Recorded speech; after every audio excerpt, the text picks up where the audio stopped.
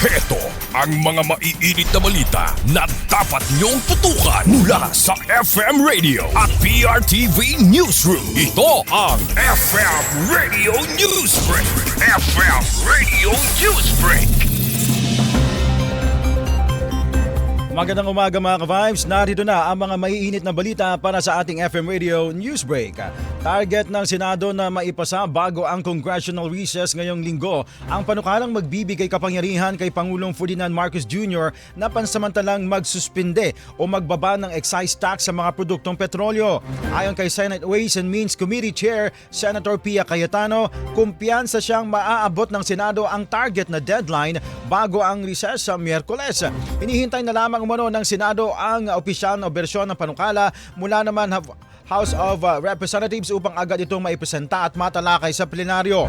Dahil sa sertipikasyong urgent ng Pangulo ang panukala, maaari na itong ipasa nang hindi na hinihintay ang karaniwang 3 araw na pagitan sa ikalawa at ikatlong pagbasa. Handa rin umano ang Senado sa marathon session upang matiyak na maipapasa ang panukala bago naman ang adjournment. FM Radio Newsbreak. FM Radio Newsbreak. Samantala sa iba pang mga balita, iniimbestigahan na ni Department of Energy o DOE ang daang-daang reklamo na natanggap nito kaugnay ng sunod-sunod na malaking pagtaas ng presyo ng langis. Ayon kay DOE Secretary Sharon Garin, dumami ang mga sumbong na natatanggap ng ahensya sa gas station concerns feature ng eGov.ph app na binuksan sa tulong naman ng Department of Information and Communications Technology. Nung nakaraang linggo pa lamang bago ipatupad ang double-digit na oil price hike, halos 100 reklamo na ang naisumiti agad at agad namang sinuri at inimbestigahan ng DOE. Sa ilang kaso, personal na nagtungo ang matauhan ng DOE sa mga inirereklamong gasolinahan habang sa iba naman ay mga pulis na ang nagsagawa ng investigasyon.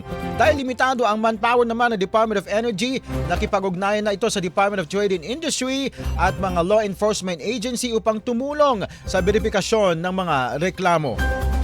FM Radio Newsbreak. FM Radio Newsbreak.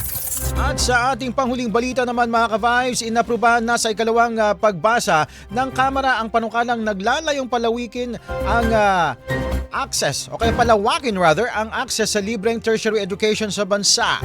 Layunin ng panukala na palakasin ang Tertiary Education Subsidy o TES at magpatupad ng voucher program para sa mga kwalipikadong benepisyaryo na Pantawid Pamilyang Pilipino Program o 4Ps na nagnanais mag-aral sa mga pribadong kolehiyo o technical vocational institutions. Ayon kay House Majority Leader at Ilocos Norte Representative Ferdinand Alexander Sandro Marcos, tutulong ang panukala sa mga mahihirap ngunit may kakayahang estudyante na makapagpatuloy sa kolehiyo kahit kapos sa pinansyal na suporta. Sa ilalim naman ng House Bill No. 8476, otomatikong maisasama sa TES program ang mga estudyanteng mula sa pamilyang kabilang sa 4Ps sa sandaling makapasa sila sa mga kolehiyong kinikilala ng Commission on Higher Education. FM Radio Newsbreak. FM Radio Newsbreak. At iyan naman mga ka-Vibes ang buong kalipunan ng ating pagbabalita para sa ating FM Radio Newsbreak. Ako po si Cherubim Ganaden, magandang umaga. Inyong narinig ang FM Radio Newsbreak dito sa FM Radio, Favorite Music Radio.